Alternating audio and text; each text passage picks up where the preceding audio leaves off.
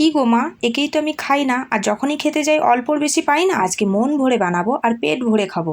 1 বাটি ময়দা, 1 কাপ সুজি, একটু কালো জিরে, হাতে করে একটু জোয়ান দিয়ে দিয়েছি ম্যাশ করে, আর একটু নুন দিয়ে শুকনো অবস্থায় একটু মেখে নিয়েছি।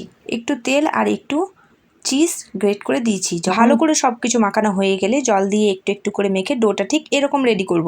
যতটা পারবো পাতলা করে বেলে নিয়ে ঠিক এরকমভাবে কাটিংটা করব। ব্যাস, একরকম কাটিং রেডি।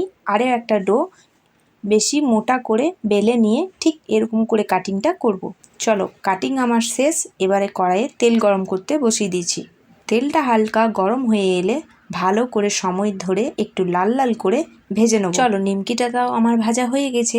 এবারে ভাজা পালা এগুলো ভাজা হয়ে গেলে আমার ভাজা শেষ। তাহলে চলো এবার 1 কাপ চায়ের সঙ্গে এগুলো নিয়ে বসি। কি খাস্তা হয়েছে! এগুলোর ওপর কোনো ভাগ নেই কিন্তু তোমাদের।